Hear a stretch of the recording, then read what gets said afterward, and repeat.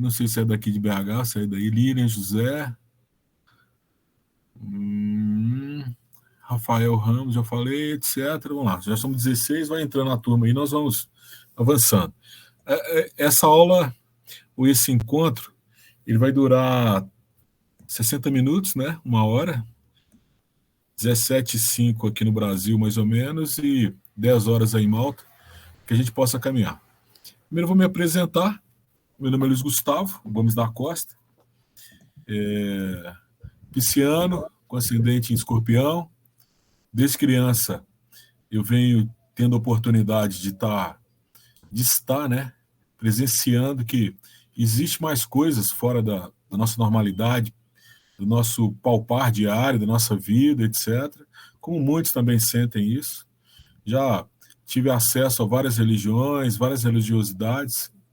Eu não misturo as coisas, religião e religiosidade, porque religiosidade é uma coisa essencial. O ser humano tem essa característica de ser essencial, né? Ele hoje é católico, amanhã é evangélico, depois é da Umbanda, depois vai para o Candomblé, depois é Hare Krishna, depois é hinduísta e vai embora, porque ele tem essa liberdade de ser, né? E eu, graças a Deus, tive a oportunidade de ser. Sempre fui muito rebelde com as coisas, nunca gostei de nada que segue um script, que eu não possa questionar, e foi através dos questionamentos que as coisas foram chegando. Desde criança que eu tenho visão de espíritos, no começo era uma coisa meio complexa, fui exorcizado por pastor, padre, tudo que vocês possam pensar, já me exorcizaram, mas não mudou muita coisa não, porque eu continuei vendo e continuo vendo ainda, né? Graças a Deus eu continuo vendo. E aproveito essa capacidade que não só eu tenho, mas muitas pessoas têm, estão latentes, para poder ajudar o máximo de pessoas possíveis num curto espaço de tempo. Porque como reencarnado, nosso tempo é muito curto. E nós vivemos hoje uma fragmentação do conhecimento humano, que se perdeu desde o Egito Antigo, lá foi a nossa perda maior, e nós tínhamos perdido isso na Atlântida, onde o homem ele era muito mais polarizado, mas polarizado de forma interna. Ele sabia ciência, química, religião, matemática, física e etc. E começaram a criar os bairrismos de partir a ciência de síntese. E o que aconteceu? Hoje nós temos pessoas de vários graus de consciência que se intitulam doutores, mestres, etc., etc., mas de uma só ciência. O cara é muito bom em física quântica, ou física atômica, ou física nuclear, é muito bom em medicina neurológica, etc., mas ele perdeu a essência das coisas, onde nós tínhamos uma síntese. Nós sabíamos muito mais do que aquilo que nós dominamos. E no Egito aconteceu essa fragmentação, e nós não conseguimos reverter isso. É por isso que hoje nós temos especialistas em tudo, menos especialista no que realmente precisa.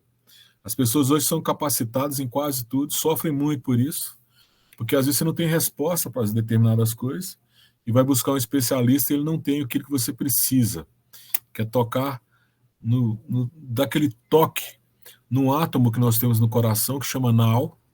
Esse átomo é um átomo adormecido, é um átomo que tem vida própria, que faz o coração bater sem que a gente possa coordenar essas batidas, e é o átomo que nos traz e encerra a nossa existência no planeta. Com relação à Umbanda, eu frequento a Umbanda desde 5 anos de idade, e nesse período eu tive contato com várias manifestações de Umbanda. Também fui católico muito tempo, fui já na pré-adolescência, com 13, 14 anos, era professor de catecismo na Igreja Católica, e depois migrei para o kardecismo, mas sempre tendo Umbanda ali me cutucando, porque minha mãe era de Umbanda, e morreu na Umbanda, vivendo pela Umbanda, e ela me ensinou muita coisa que eu não captava, na época era muito jovem, cheio de coisas para resolver, cheio de questões que eu precisava resolver comigo mesmo, até que um dia a ficha caiu. No outro momento eu conto para vocês quando a ficha caiu, porque é uma história bem legal, mas hoje a gente está aqui para a gente fazer esse primeiro encontro, né? Para que a gente possa estar fazendo essa interação, tentando ao máximo possível transferir toda a minha experiência, não só nessa vida, mas em outras vidas, que eu estou trazendo para vocês. E sei que vocês também já tiveram várias e várias vidas, então é um reencontro de almas. E o que está nos ferrando hoje é essas almas que nós carregamos, Elas são vaidosas, são ignorantes, são apegadas, são sofredoras, querem melhorar, mas precisam do norte. E esse norte quem nos dá é a espiritualidade. Então, para começar a nossa conversa, eu digo, não sou dono da verdade. Todo mundo tem a sua verdade. Eu gosto de usar o exemplo um livro que é histórico para a Umbanda, que é a Bíblia, que quando perguntaram a Jesus lá na sentença de morte dele, o que é a verdade, ele ficou calado. Ele sabia que cada um tem a sua. Não adiantava ele tentar passar a verdade dele para ninguém, porque as pessoas já têm a sua. Ninguém muda a verdade de ninguém. Só muda quando você quer, ou então quando você está muito fragilizado. Isso nos traz uma série de problemas, né? Mas vamos lá. Hoje fui convidado aqui para falar sobre ansiedade, né?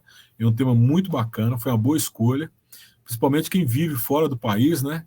Que vive em outro país, uma outra sociedade, uma outra percepção de mundo, um choque de realidade, né?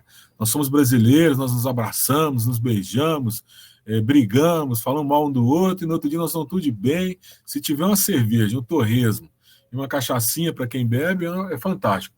Para quem não tem, é só conversar fiado e falar da vida alheia mesmo e viver das maledicências que nós carregamos pelo julgamento, né? Essa capacidade de julgar a vida alheia e muitas vezes perder a capacidade de julgar a nossa própria vida. É o que nos traz maior sofrimento, é o julgamento alheio.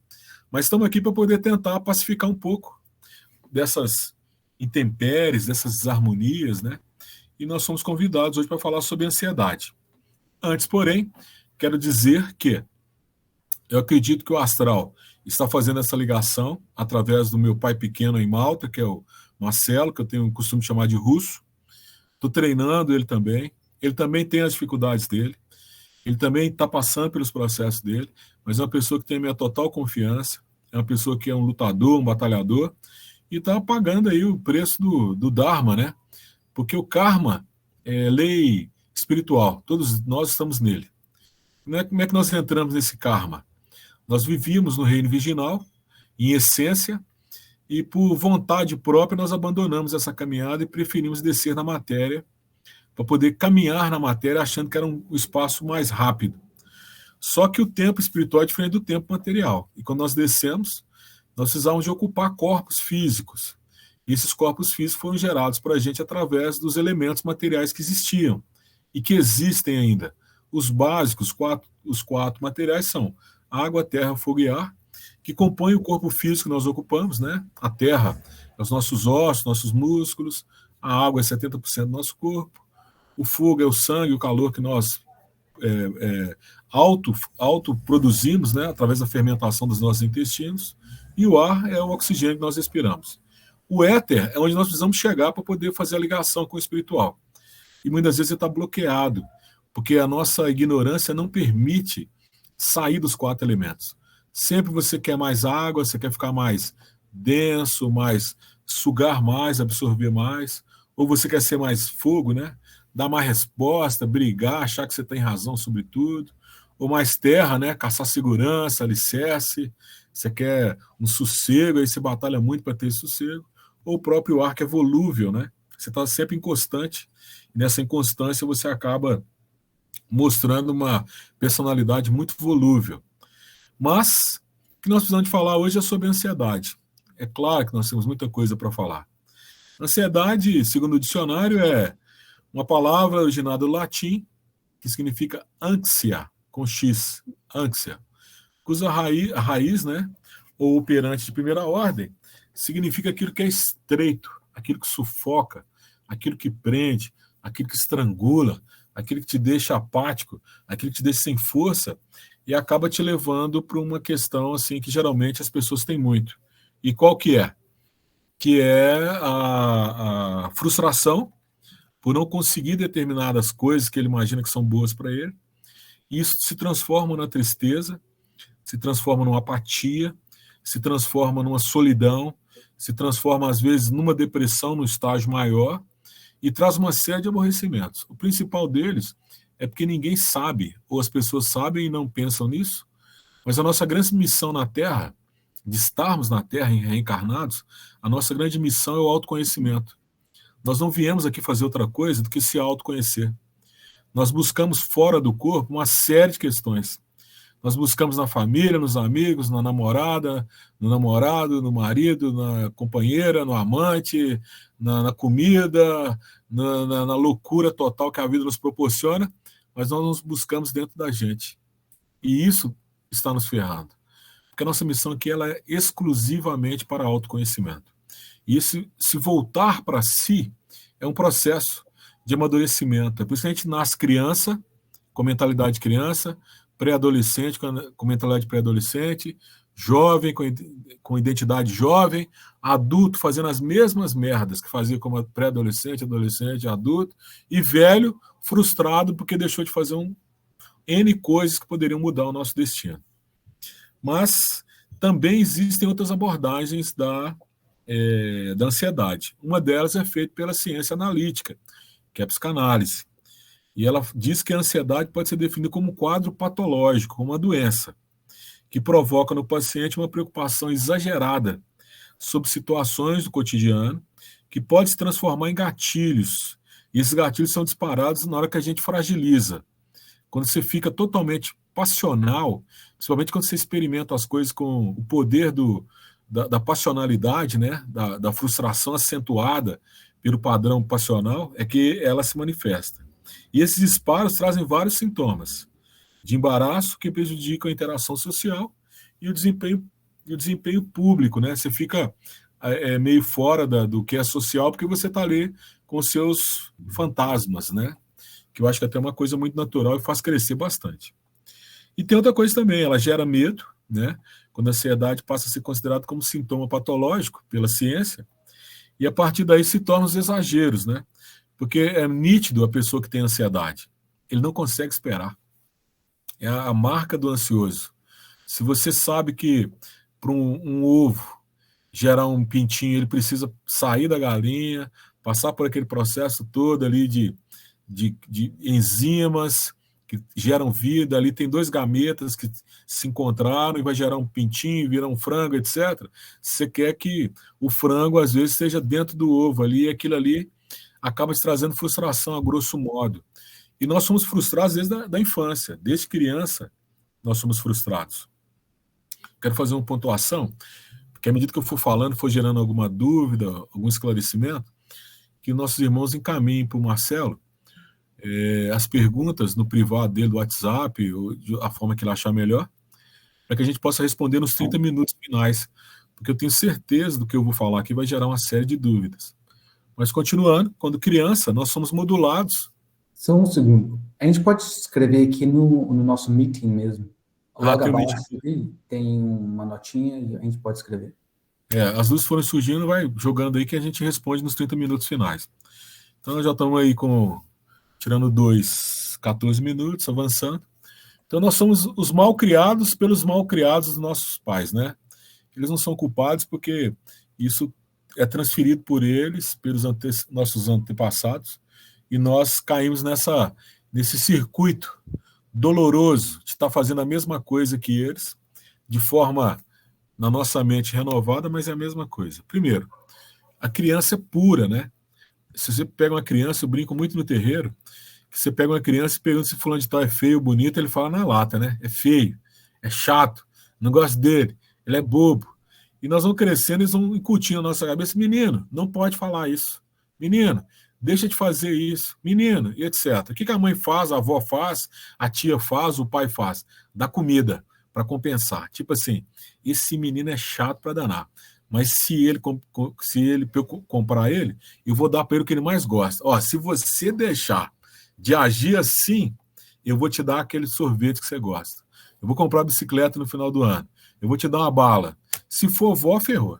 Se for vó, meu filho, vai levar para o melhor restaurante, comprar pizza, sorvete, levar para casa e vai falar assim, ó, pacifiquei a criança porque eu dei comida para ela.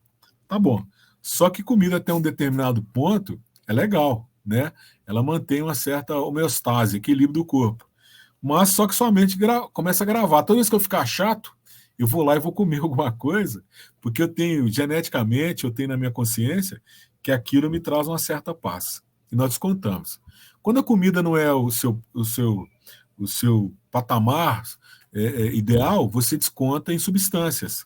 Aí vem as drogas, vem o álcool, vem o sexo regrado, vem a maconha, a cocaína, etc. E você vai naquela vibe se alimentando da frustração que você carrega desde criança. E como é que reverte isso? Reverter um adulto em criança é um processo complicadíssimo. Principalmente um adulto que carrega dentro dele uma ansiedade que é puramente genética, isso no meu ponto de visão das coisas. E aí eu chamo a visão da antropologia. A antropologia nos diz que é o seguinte: esse homem hoje, bonito, barbeado, igual o Marcelo, um rapaz bonito, com sua barba elegante, né? Cheio de glamour, esse homem um dia viveu nas cavernas. E ele tinha que sair de manhã cedo e buscar o quê? Alimento. Ele procriava, ele tinha família, ele tinha que fazer uma gestão de corporativa ali para ele sobreviver. E muitas vezes ele saía e não voltava. E a família ficava isolada e às vezes morria por causa dessas necessidades. E o que aconteceu com isso na nossa genética? Nós criamos um mecanismo antropológico que ferrou a nossa genética. Entre elas, uma coisa que é importantíssima, a questão de abrigo. O ser das cavernas, o homem das cavernas, ele buscava um abrigo, ele buscava uma segurança. E que segurança que ele buscava? O homem das cavernas, nas cavernas. O fogo só chegou assim, depois que o cara já estava aqui se ferrando, que ele descobriu o fogo e que modificou e trouxe para ele uma certa abundância de poder cozer os alimentos, de poder fazer aquele churrascão de dinossauro, comer umas frutas lá que eram sagradas e poder sair um pouquinho mais daquela pressão. Só que essa ansiedade, esse estrangulamento que nós vivíamos lá na caverna, ele nos acompanha geneticamente. E não mudou muita coisa. A caverna hoje se transformou em casa. A caverna hoje é sua casa. É o lugar onde você esconde. Você coloca o máximo de conforto dentro da sua caverna. E você não consegue sair dali porque ali é seu berço seguro. Porque você continua sendo aquele frustrado homem das cavernas de sempre. Só que mudou o seguinte: hoje você pode comprar uma caverna aqui, ter mais de uma, você pode trazer as pessoas para sua caverna, você pode não trazer, ficar isolado, você pode conquistar várias coisas nessa caverna, mas sua genética não mudou. O medo ainda de sair dessa caverna e se mostrar para o mundo continua te acompanhando. E aí o que as pessoas buscam? Eu preciso de uma resposta para essa frustração genética e eu vou buscar isso na espiritualidade. Deve ser o olho gordo da vizinha, o capeta que está aqui me atentando, Satanás, Beelzebub, as coisas ruins, etc. E quando ele entra nessa frequência, que ele fragiliza essa frequência, nós, como reencarnacionistas, sabemos que existem espíritos especializados em explorar as nossas demências genéticas. E aí eles vêm. E vêm e entram mesmo. A primeira etapa deles é mexer na sua parte física. Você começa com tendências que você não tinha. Você começa a querer fazer coisas fisicamente que você não fazia. Primeiro, o autocarinho, a masturbação. É um sinal claro, claríssimo, de interação extracorpórea. Eles querem que você busque um prazer que não vai satisfazer, porque nosso prazer não é esse, nosso prazer ideal. É quando nós nos encontrarmos com a nossa essência, de onde nós saímos lá do reino virginal, e descemos na matéria, e o orgasmo ele é um microsegundo desse prazer que nós sentimos, por isso que ele é repetitivo, e por isso que pessoas vivem sem sexo, muito bem sem sexo, e esses espíritos especializados começam a nos induzir para esse folclore sexual que acaba nos aniquilando, porque nós perdemos muita energia psicossomática nesses atos. E depois, nessa frustração, quando ela não te dá prazer, que você não consegue encontrar uma companheira, um companheiro que possa equilibrar, que esteja numa faixa diferenciada da sua para poder te equilibrar, ou que esteja equilibrado e você desequilibrado perante ele, aí nós começamos a compensar na bebida alcoólica, nas substâncias, e aí o negócio começa a desengolar. Por quê? A sua frustração ela começa a criar um espaço que ela não tem fim para terminar. Porque você não consegue abrir mais para ninguém, porque a sua caverna, que não é só exterior, é interior. Você também é uma caverna manifestada. E aí o negócio complica, porque o adoecimento, ele parte do físico, vai para os sentimentos e atua no mental. Quando chega aqui, aí o negócio fica complexo. Desanda. Porque para você reverter daqui para o sentimental e baixar no físico, é uma luta. Não é briga para amador, não, é briga para profissional. E é uma briga tipo assim, quem é que vai te dar a ciência disso? Se você está afim de pagar um curso para ter um guru, para poder entrar na sua vida e não sabe nada de você, ou as ciências psicológicas que eu adoro e amo, que é a psicanálise, a psicologia, onde o homem, graças a Deus, conseguiu preparar pessoas que também são problemáticas, cheias de problemas, mas que são treinadas para poder nos ajudar a tirar um pouco da nossa aflição, e que é uma ferramenta fantástica, que é o que os guias fazem nos tratados de Umbanda, né, nos ritos de Umbanda. Eu vejo o guia como psicólogo e psicanalista. E eles estão ali o tempo todo atuando para poder, tipo assim, reverter a mente que já dançou. E quando ela dança, irmão, para você voltar na sua raiz, é complexo. Graças a Deus, hoje as coisas estão mais claras. Você pode falar de tudo, de todos, não nomeando o nome da pessoa e nem o que ele faz. Você pode navegar pela psicologia, psicanálise, psiquiatria, medicina, terapia natural, reiki, yoga, massagem e etc, etc. Pode falar de tudo. E, tipo assim, ser vendido como o cara que não sabe nada. Mas só que a nossa religião, ou a nossa religiosidade de Umbanda, ela ainda é a guardadora da síntese. Ela ainda guarda o que a Atlântida nos deu em termos de síntese, onde o homem ele é uma manifestação antropológica, ela é teológica e ela é andrológica. E tipo assim, esse homem, ele tá chaveado.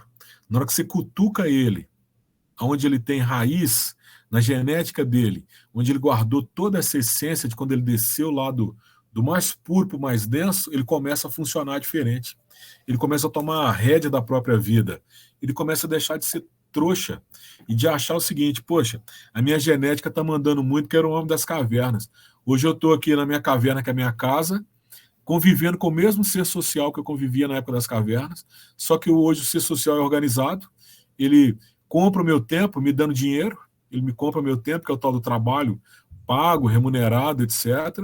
E eu fico na zona de conforto sendo explorado por essa necessidade que hoje ela não tem jeito de você quebrar ela, e fico aqui frustrado o tempo todo e não paro, às vezes, para poder remodelar e ter um pouquinho de paz. Então, essa busca pela paz é uma ferramenta incrível, mas que está dentro de todo mundo. E aí eu volto de novo na primeira frase que eu falei. A sua salvação para essa reencarnação é o autoconhecimento.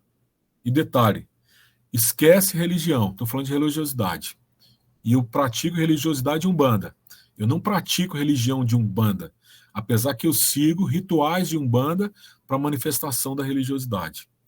Religião é a nossa forma de interpretar a nossa frustração pela perda do pai que nós tivemos quando abandonamos o reino virginal e descemos na matéria. Ali nós quebramos um laço que nós temos que fazer o caminho de volta. E esse caminho de volta é passando por todas as etapas de descida. Só que uma etapa de descida dessa, em anos terrestres, são trilhões e trilhões de anos terrestres. Quem já leu o livro Pit Sophia, conta no Pit Sophia como é que Jesus fez para poder descer a manifestação carnal, né? O Jesus, o Cristo, não Jesus, o homem, que são duas coisas totalmente diferentes, né? O Cristo ele só entrou no homem em determinada fase da vida dele. Jesus era o corpo preparado para receber esse Cristo, né? E esse Cristo, na descida dele no Pit Sophia, para ele descer um aeon, era bilhões e bilhões de anos, para ele poder sair da pureza e descer a matéria. Nós fomos jogados, nós gastamos bilhões para descer, mas nós fomos jogados, porque quanto mais nós descíamos, mais nós cavávamos a nossa descida, até chegar na matéria pura que não tinha mais para a gente ir. Então agora nós estamos cavando o nosso buraco, querendo materializar mais, né? E não tem jeito. Nós temos que fazer o processo de subida. E os Atlantes, que é a nossa referência, né? Atlântida, ela nos deixou esses códigos que são revelados não por avatares, mas por espíritos especializados que frequentam as linhagens de religião e não de religiosidade, e que manifestam no hinduísmo, no budismo, no catolicismo, no protestantismo, etc., de forma muito superficial, para poder tentar nos avisar que nós estamos Nós temos que fazer esse caminho de volta. E aí nós fechamos a questão da ansiedade, porque ela tem 3 caminhos: o androgônico, o teogônico e o fisiogônico. O fisiogônico é essa parte genética, lá das cavernas. Não mudou nada, tá? Hoje está todo mundo na caverna. Eu estou vendo a Flávia, estou vendo aí o Marcelo, estou vendo o Anderson e a Gabriela. Vocês estão na sua caverninha aí, confortável, tranquilo, etc. Não mudou muita coisa. E na hora que você sai da porta para fora, irmão, na hora que você chega lá fora e é convidado a mostrar a sua dádiva de maturidade, é que as coisas complicam. Porque às vezes você tem muita coisa para passar e falar, só que você é podado por uma classificação social que você não consegue mudar. Você está preso a isso. Isso te traz uma frustração que ativa na sua genética todos os hormônios ligados à proteção e fuga, que está no nosso sistema nervoso central, que é a fuga e a proteção, e você começa a descarregar hormônio, e aí o negócio começa a desandar. E quando ele desanda, se a sua ficha não cair em relação a isso, o que acontece? Você começa a adoecer, primeiramente fisicamente, que você começa a trazer mais para o seu corpo externo do que tirar do seu corpo aquilo que te intoxica, e aí o negócio vai desgringolando até você cair na mão do remédio, e etc, e aí não tem volta mais. Entrou no remédio, não tem volta, mas tem como viver bem com os remédios. Porque uma vez eu vi uma frase de um médico que dizia assim: se Deus fez o homem fez o remédio, Deus está no remédio. Então, tipo assim, você sabendo se medicar na constância e na frequência certa, você consegue tirar um pouco do estrago, né, que nós acabamos fazendo com essa máquina chamada corpo físico. E para acelerar mais um pouquinho, são 16h30, eu tenho 2 minutos e eu quero passar para vocês 2 trabalhos que são simples, fáceis, depois eu vou dar uma foto para vocês como é que é montado. É um trabalho que mexe com a nossa frequência mental. E aí nós chamamos uma força ligada a Emânia e Iemanjá, que é o único orixá feminino que consegue, como orixá feminino, equilibrar 6 tendências do orixá masculino, que se manifestam em 7 orixás. Em 6 orixás, nós temos 7 orixás, são os espíritos sagrados da manifestação divina. E Emânia, ela nos traz um equilíbrio mental. O que ela faz? Por que a gente trabalha sempre com Emânia no primeiro momento? Porque ele está aqui, ó, no meio da testa. O espiritual está aqui no alto, que é o chakra solar, ou solear. E Emânia está aqui no chakra mental, no meio da testa, terceiro olho. A gente traz para cá, porque daqui para cá, se desandou, não se mexe. Daqui, se tem salvação, ele equilibra e desce essa força. Como é que é esse trabalho? Esse trabalho foi me passado por um guia chamado mestre Omar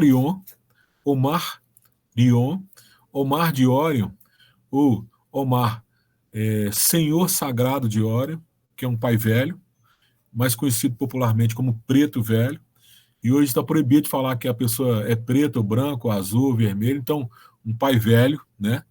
E esse pai velho, ele me passou esse segredo há anos e anos e anos.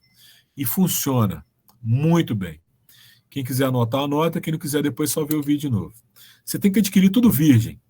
Primeiro, um prato de louça branca, nunca usado, ou virgem. Um protetor de vela, que é um copo que protege a vela. Você colocar esse protetor em cima do prato.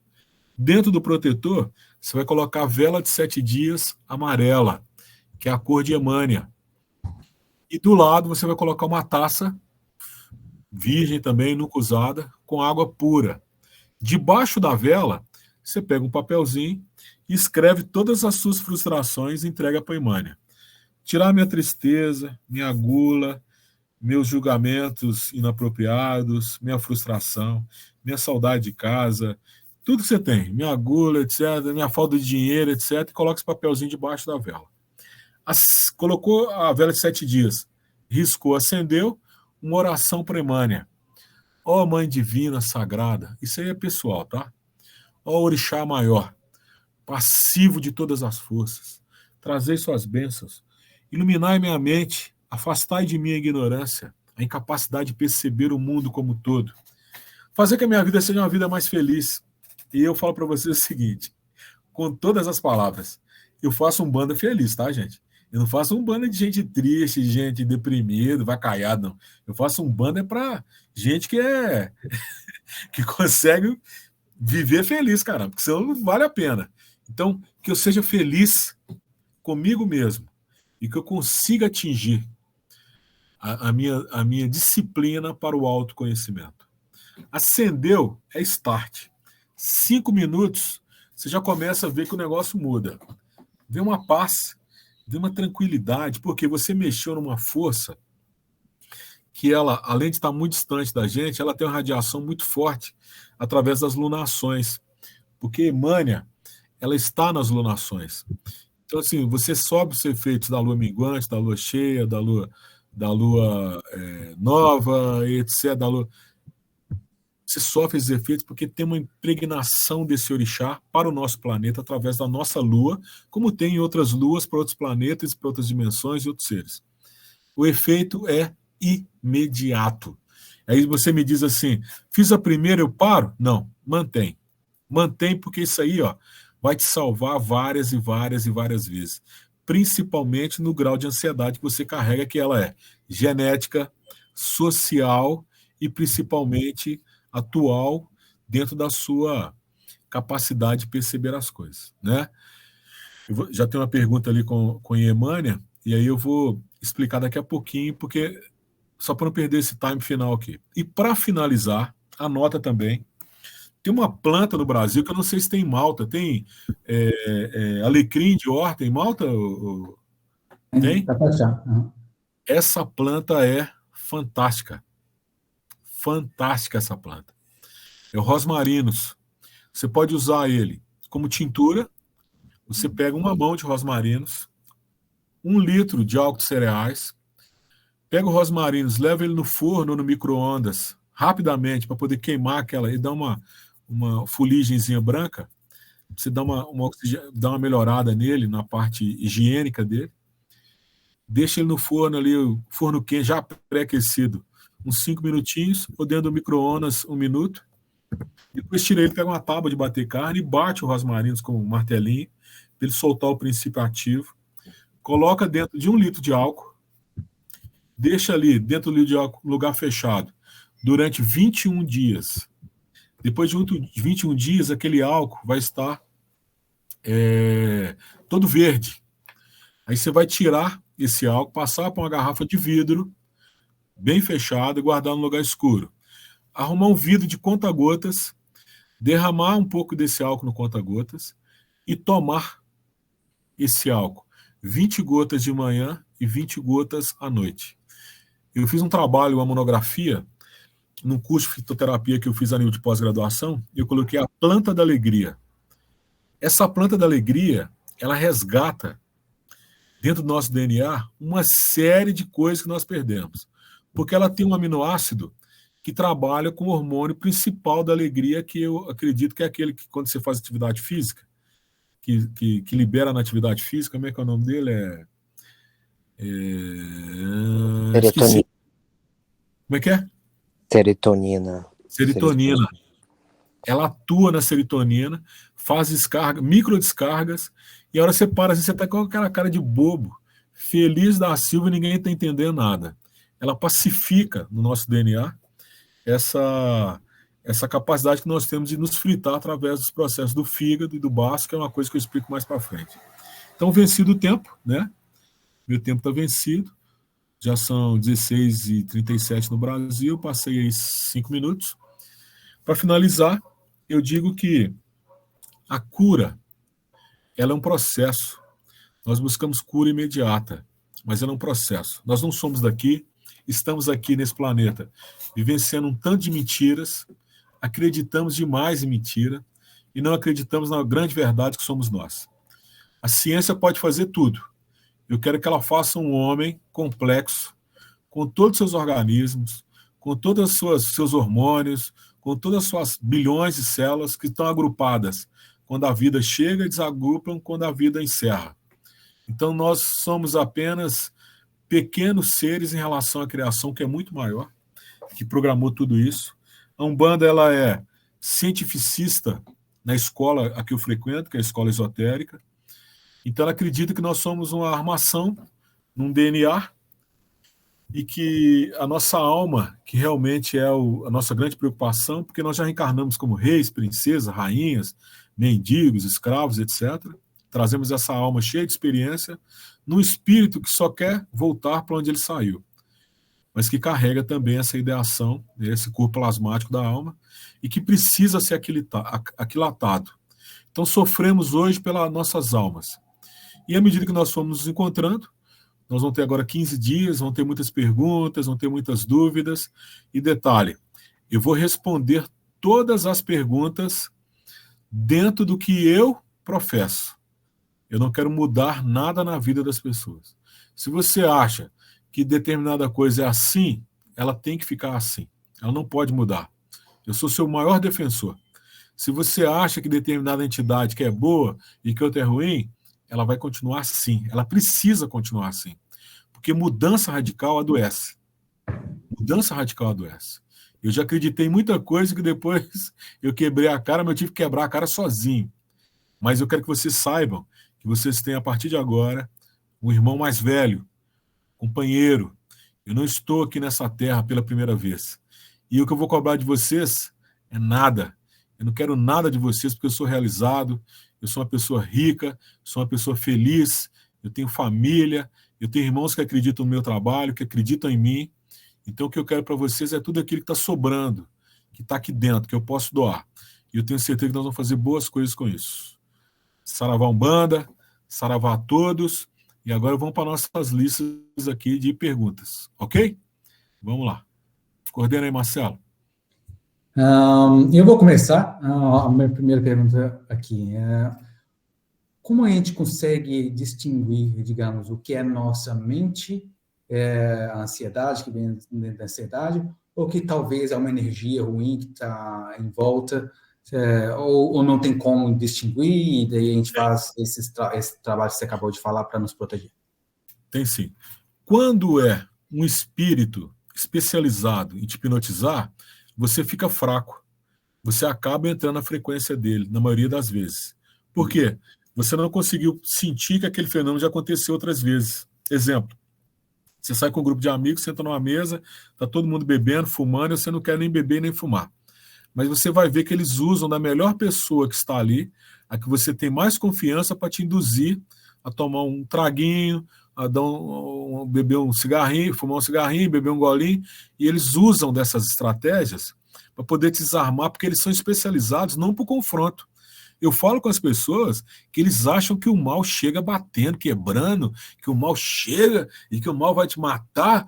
Não, o mal ele é bonito, ou é bonita, é sensual, é cheiroso, é gostoso. O mal, irmão, ele não é aquilo que o filme está mostrando para você lá. Pega um filme de terror que o mal mata, destrói todo mundo. Não. O mal, ele é malandro, porra. Ele chega, ele vai te induzindo, vem para cá que eu vou, confia. Aí você pega e toca o botão do foda-se. Ah, quer saber? Hoje, foda-se. E no outro dia você fica aquela cara lá de paçoca esmagada no bolso do menino que está indo para a escola, né? Então é o seguinte, com o passar do tempo você começa a ver que determinadas frequências te induzem a fazer coisas que você não quer.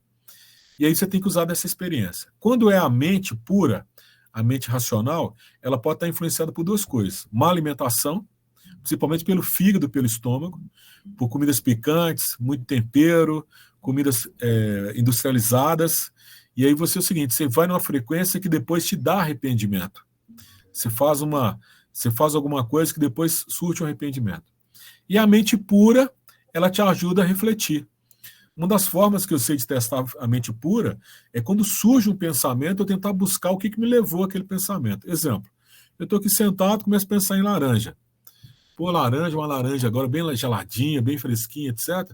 Mas eu paro esse pensamento e volto na sequência de pensamentos anteriores para saber o que está me induzindo aquele pensamento de laranja.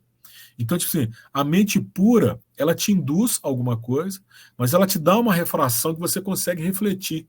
Você consegue pensar o que está te levando a ver as coisas daquela forma. Então, ela te dá esse time. O restante, quando é um espírito especializado em hipnose, ele te induz e você vai na frequência, ou quando é uma intoxicação pelo fígado ou pelo estômago, se provavelmente pelo coração, você faz e tem arrependimento posterior. Respondi?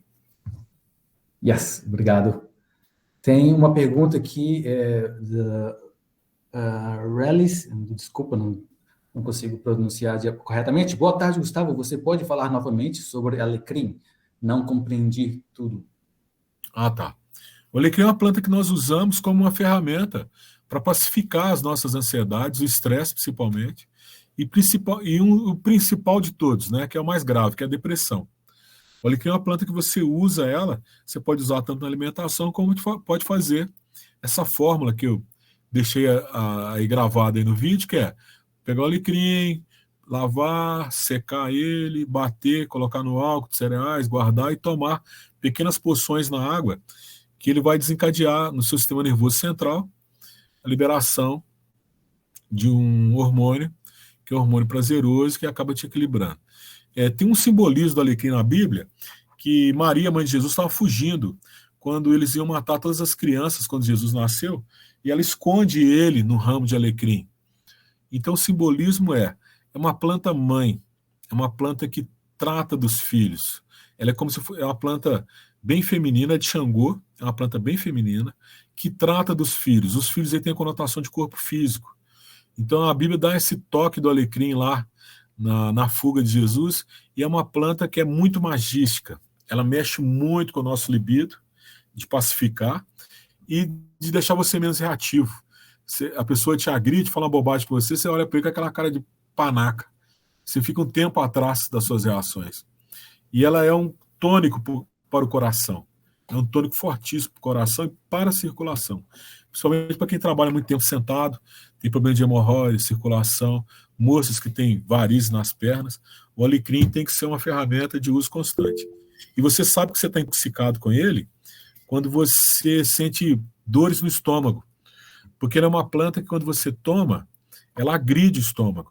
Então, se você estiver usando muito tempo, ele vai te dar um gás no estômago, aí é hora de se suspender, esperar ali uns 15 dias e depois voltar com uma dosagem menor. Eu dei uma dosagem de 20 gotas 2 vezes ao dia em um copo d'água, aí você pode reduzir essa dosagem até se adequar à sua dosagem diária. Eu, atualmente, tomo 20 gotas todo dia e não sinto nenhum problema com o alecrim. Ok? Beleza. Se mais alguém quiser, pode levantar a mão, pode falar no microfone também, se não quiser, tiver complicado para digitar. Beleza, Cacá. Você quer falar? Esse Cacá Pimenta levantou a mão, o microfone está aberto.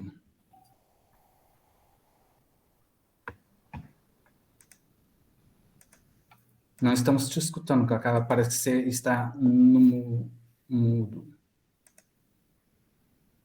Talvez foi por engano. Essas formas, Gustavo, de nos ajudar na questão da ansiedade, a gente pode passar essas formas para nossos conhecidos, amigos? Pode. Só esse trabalho aí com Emânia, que eu não indico que vocês passem para ninguém. Que vocês façam de uso pessoal, no máximo na família, né? Um tio, um parente, um primo, etc. Colegas de trabalho, pessoas de fora, porque é o seguinte, estou vendo um comentário aqui, Anderson Christian, não entendi, lobo em pele de cordeiro? Ele está no grupo aí? Isso. Anderson Christian. Não, era quando você estava falando do mal que ele se apresenta para as pessoas, sabe? Tá. Ô Anderson, só para poder esclarecer aqui, tá? Deixa eu te falar. Então, eu estou usando essa frase sua porque às vezes a pessoa aproxima de você já com más intenções em relação a você e ele quer te derrubar. Aí você dá uma dica dessa de magia pura de Umbanda pro cara, ele não vai fazer e depois ele vai usar isso contra você. Então, tipo assim, doar para quem você tem confiança, que é muito próximo, porque o processo, à medida que mais pessoas vão fazendo, o que acontece? Nós criamos uma egrégora. E essa egrégora de Emânia, ela é muito forte. E ela é uma egrégora, assim, muito compensadora. Conseguiu, Cacá, ligar o microfone? Consegui ligar o microfone, Luiz. Eu queria fazer a pergunta da limpeza do fígado. É o alecrim? Na realidade, limpeza do fígado é um outro processo. Tem uma médica chamada doutora Uldra, com H, doutora Uldra. Sentou no Google, pesquisou doutora Uldra, limpeza do fígado. ela faz a limpeza do fígado com o uso de sais. E é uma limpeza que você tem que ficar em casa, que os sais que ela usa dão diarreia. Mas uma vez por ano, no mês de janeiro, eu faço essa limpeza e ela acaba nos trazendo uma pacificação do fígado, porque ele é o nosso termômetro de que as coisas não estão indo muito bem. O fígado muito aquecido, ele acaba atingindo o coração, pulmão, e você fica aquela pessoa pegando fogo, totalmente desorientada, totalmente zureta, entre aspas. Isso se traz uma série de desconforto. Então, doutora Udra tem a receita de pacificação do fígado. Ah, tá bom. Beleza. Só confirmando que nosso vídeo vai ficar gravado, sim, e depois a gente vai compartilhar no grupo. Outra questão, Gustavo, eu sei que tem muitas pessoas que eu tenho conhecidos próximos que têm essa ansiedade, digamos, crônica. A pessoa talvez não consegue, talvez se torne uma síndrome do pânico, a pessoa não consegue, a pessoa talvez tenha um equilíbrio na vida carnal tranquilo, mas tem essa questão da ansiedade. Se a pessoa está tendo um ápice grande na ansiedade, você teria alguma dica? Só se você estiver nesse estado, seria buscar um remédio mesmo, ou pode ser uma coisa mais paliativa, de natural, coisas naturais? O que nós estamos dando aqui é uma receita que serve para todo mundo em qualquer estágio, ok?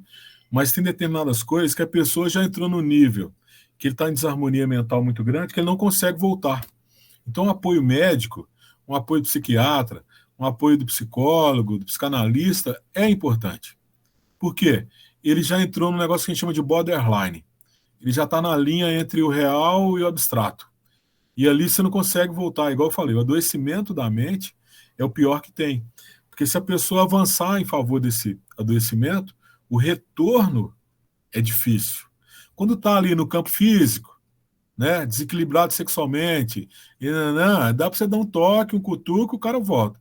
Quando está no emocional, às vezes você consegue ter uma passagem, que a pessoa vai tendo frustração, mas quando vai para o mental, e se tiver apoio ainda de um espírito especializado em hipnose, você fazer essa regressão é difícil. Então, o que eu passei serve para todo mundo, mas algumas pessoas precisam de um pouco mais da medicina. Isso pode ser permanente ou não pode ser permanente, entendeu? Pode ser que isso vire. Eu já vi processo de cura só no acender essa vela paimânia com pessoas extremamente doentes. E temos casos no terreiro também de pessoas que chegaram lá assim, muito doentes, conseguiram sair do borderline, estão só no campo mental e voltando para o emocional, voltando para o físico, etc. Eu falo que entre o amor e o ódio, o limiar é muito curto, né? Quando a pessoa está no pé do borderline, ele não consegue ver nada. Quando você traz ele para o campo mental, ele começa a ficar ali meio perdido. Quando você traz para os campos de emoções, ele começa a te amar. Fala assim, eu te amo, você, sei do quê. Quando você traz para o fígado, ele te odeia. Fala assim, não, você me trouxe para a realidade, eu quero voltar para onde eu saí, caralho. Tem uma pergunta aqui também que é, a gente usava azul para Emânia, amarelo para Yansan. No Omolocô, que é Umbanda com Candomblé, quando eu praticava, o azul era de Emânia. E o amarelo também era de Yansan. Isso aí não tem problema nenhum. É mais uma questão de decodificação pessoal. A nossa escola usa o azul para Oxóssi, o amarelo para Emânia, o verde para Xangô, o branco para Ochala, o rosa ou vermelho para Iori, que são as crianças, e o violeta para pais velhos ou Yorimar. E a nossa sequência de chakras é, uma vez manifesto, uma vez que eu desci a terra, que eu vim do alto para manifestar, então o primeiro chakra é no alto da cabeça, que é o Xalá, cor branca. O segundo chakra, Emânia, no meio da testa. Terceiro chakra, criança, Iori, na garganta. Quarto chakra, Xangô. Aqui, eu faço uma divisão no diafragma. O diafragma é um divisor de manifestações da parte mais espiritual da parte mais densa. Do diafragma para baixo, eu trabalho com os orixás ligados aos 4 elementos. Então, o primeiro orixá que eu tenho é no estômago, que é o Ogum, laranja. O segundo orixá é Oxóssi, no umbigo, né? No umbigo, umbilical. E Violeta, em Orimar. Aí você vai falar assim, porra, mas você falou que são 7 orixás, mas tem só 3 no fisiogônico. É porque Xangô está no cardíaco e ele está no meio da divisão. Então ele serve tanto para baixo quanto para cima. Se você for pegar as escolas da Índia, é o contrário. O primeiro chakra é o básico, que é lá embaixo, aí vai subindo até o 7º chakra, que é aqui em cima. O que muda isso? Nada. Não muda nada. Porque os chakras são lidos da forma correta. Do mais suave para o mais denso. E na escola hindu, na escola budista também é do mais suave para o mais denso. Não muda nada. Então, tipo assim, no começo, como eu vim do Molocô, Xangô era vermelho e branco. Eu falei, porra, mas Xangô verde, isso é Oxóssi, irmão. Tem nada a ver com... Depois que eu passar do tempo, numa iniciação que eu fui fazer, presente lá eu, Ana Paula, não sei se a Ana Paula estava presente, minha mãe estava presente com certeza, já falecida.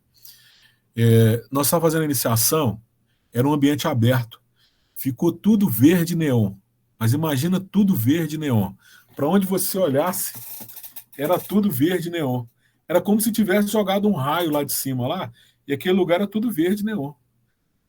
Mais de 10 pessoas viram esse fenômeno. E eu sou de Xangô, estava fazendo a iniciação com Xangô. Eu falei assim, então se eu fosse do Molocô ia ser vermelho e branco, né? Mas era Xangôzão lá manifestando verde e violeta. Mas isso é bobagem, isso aí é coisa de menos importância, ok? Respondi você, Anderson.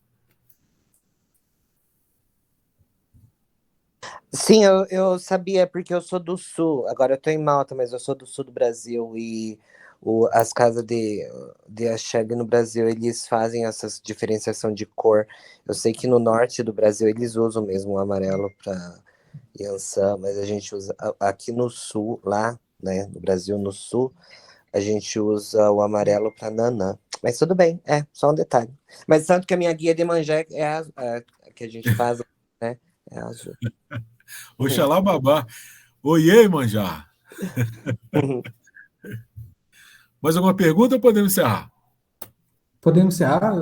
Eu queria agradecer aqui, antes das suas palavras finais, com todo mundo que compareceu aqui, e o Otávio Duarte, que escreveu aqui em detalhes que você falou, Gustavo, escreveu aqui no chat. O Otávio é meu pai pequeno aqui no Brasil. Depois eu vou colocar vocês para conversarem, que o Otávio tem muita coisa para te passar, tá? Top. E vamos lá. Daqui vamos soltar já esse vídeo. Nessa semana vão trabalhar só ele. E na próxima semana a gente lança mais um tema para daqui a 15 dias. Queria agradecer a todos pela confiança, pelo tempo. Eu tenho certeza que nós vamos avançar e aprender bastante juntos, né? Nós temos aí uma escola, que é a Escola Esotérica do Pai Guiné, que já está aí na Terra há mais de 60 anos, 70 anos praticamente, e ela veio para poder dar uma facilitada em tudo que a Umbanda pode nos proporcionar. E é ser feliz. E detalhe, uma dica importantíssima, hein? Acordou de manhã cedo, deixa um bom sorriso na cama. Acorda e dá uma boa risada, bebe uma água fria, agradeça e saiba que a missão é o autoconhecimento. No mais, Saravá, Umbanda Rum, Savatar Umbanda Rum a todos nós. As distâncias são curtas, que vocês possam receber nos seus corações toda a axé da nossa casa, do tempo solar, e que sejamos felizes. Ok? Obrigado, Marcelo. Obrigado a todo mundo. Tamo aí junto. Beleza. Gabriela Santos, Golden Dragon, Cacá Pimenta, Leandro, Lilian José, Luana Lu, Marcelo Russo, Marcos, esse que é Meeting North Drake, Miriam Almeida, Otávio Duarte, Rafael Ramos, Revenda Contábil, Lelis. Valeu. Saravá. Obrigadão. Tamo junto. Axé. Axé, meu irmão. Tamo junto. Valeu. Valeu.